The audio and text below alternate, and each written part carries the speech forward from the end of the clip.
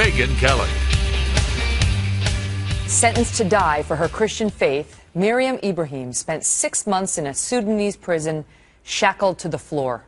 Accused of converting from Islam to Christianity, she was willing to die rather than embrace Islam. After a global outcry, her sentence was overturned. And last week, she walked into the Fox News studios and sat down for her very first interview. It was a case that highlighted the brutal dictates of hardcore Sharia law. A Christian woman in Sudan sentenced to hang to death for allegedly abandoning Islam. Because of their Christian faith. She's been charged with apostasy and with adultery because she married a non-Muslim. The marriage is not recognized. But مريم Ibrahim says she was always a Christian, the same as her mother. A claim a Sudanese court rejected as it threw her in jail with her toddler son. She had married a Catholic with American citizenship, and as she and her American son sat in prison, مريم gave birth to another child, knowing she had been sentenced to hang. She is chained, we're told, in this hospital bed. She gave birth in a filthy jail, not hospital, in a filthy jail cell to an infant girl. A visitor was able to sneak out this picture, and the pressure grew on the White House and others to help this mother and her American children. This woman is sentenced to death for being a Christian. Wow. The President of the United States should be outraged, and no one can speak to this with the force and power of the President. We need to see presidential leadership here. Miriam's family says the U.S. Embassy flat out refused to assist her. The State Department, under pressure to intervene, reportedly did some work behind the scenes, although it's not clear how much or when. Others, like the Family Research Council's Tony Perkins, worked nonstop to rally politicians and the people to gain Miriam's freedom.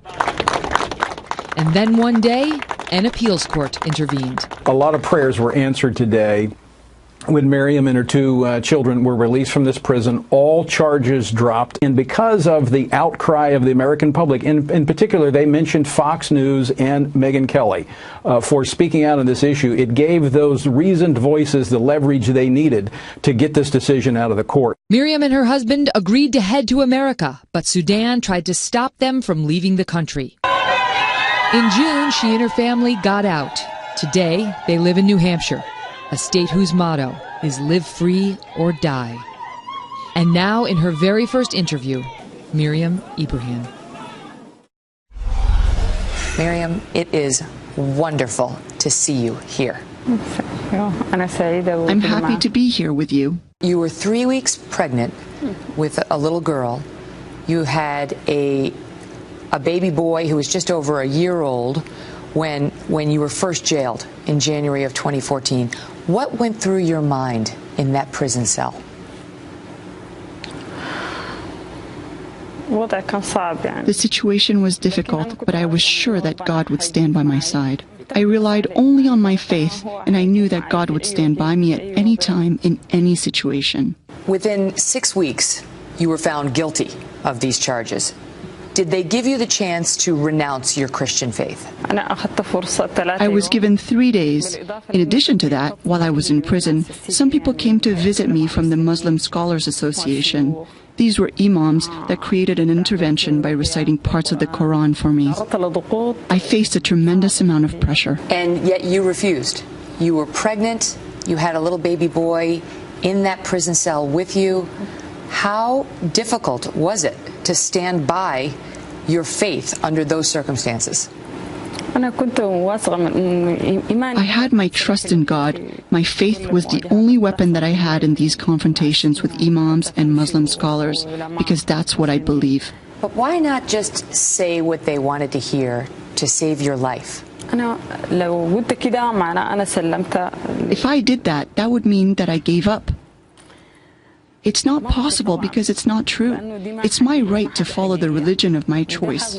I'm not the only one suffering from this problem. There are many Mariams in Sudan and throughout the world. It's not just me.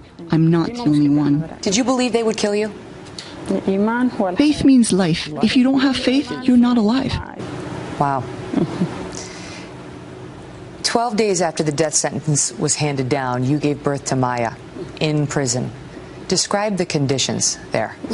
Maya was born under difficult circumstances. I was supposed to give birth at a hospital, but they denied that request. When it was time to give birth, they refused to remove the chains from my ankles, so I had to give birth in chains.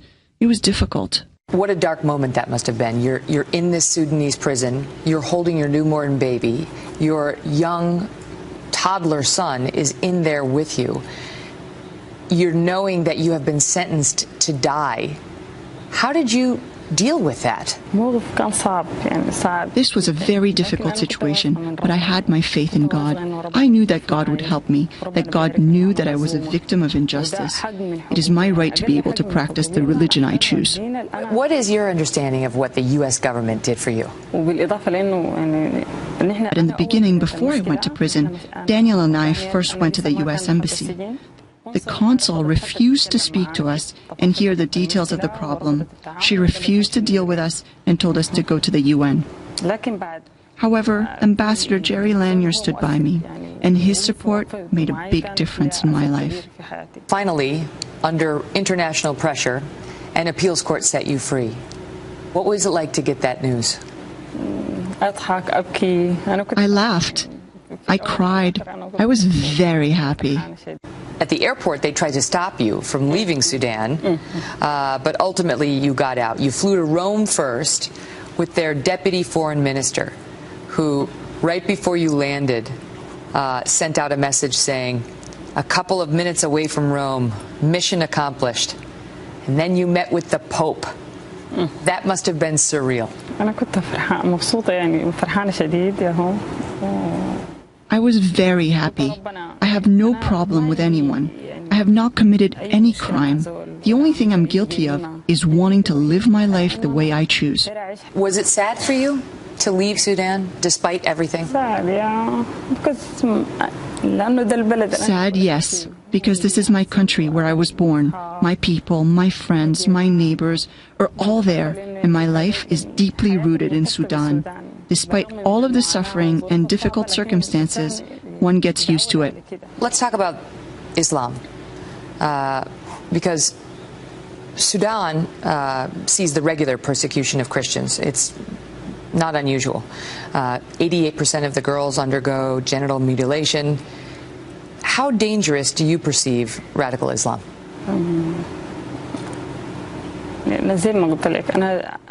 As I said, I put my life at risk for the women of Sudan.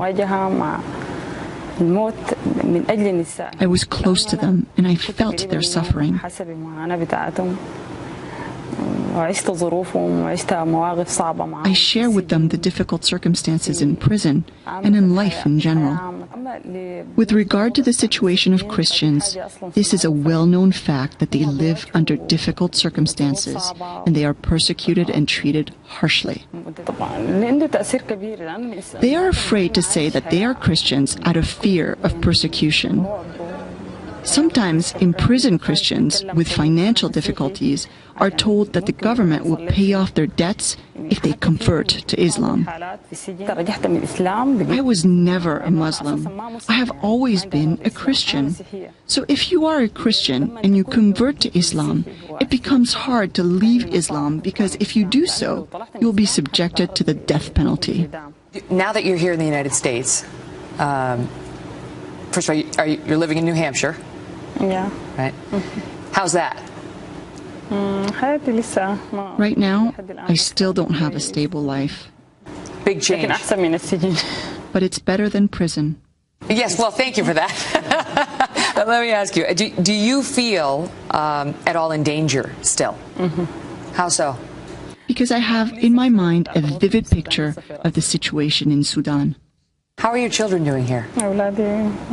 My children are very happy to be with their father, together as a family. What does the future hold for Miriam Abraham?